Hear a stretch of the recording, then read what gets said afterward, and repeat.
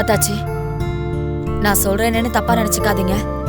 சிவா தம்பிக்கு இன்னும் எங்க பொண்ணு சிந்து மேல உள்ள கோவம் குறையல.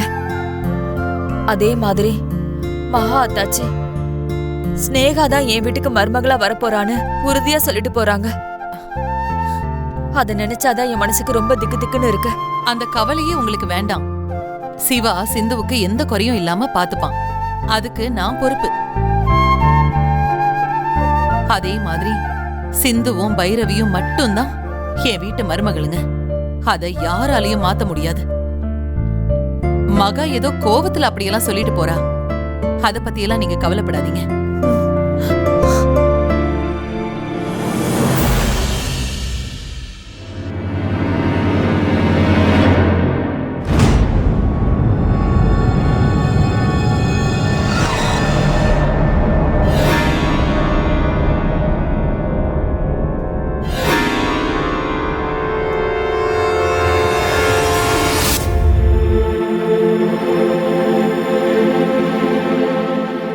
சுலா,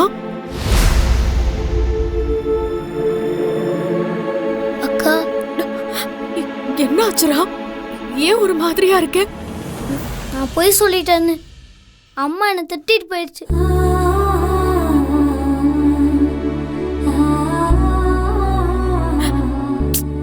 அழாத. நீ எனக்கு செஞ்ச உதவிக்கு உனக்கு எப்படி நன்றி சொல்றதுன்னு தெரியலடா.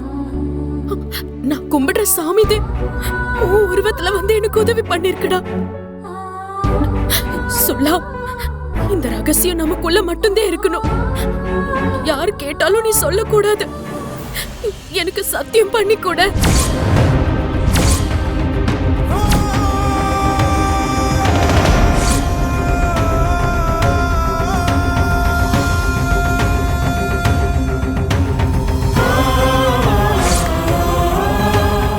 சத்தியம்க்கா, இந்த உண்மையை யாருக்கிட்டையும் சொல்ல மாட்டேன்.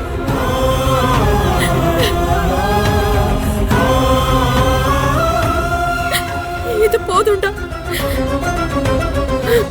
இது போதும்.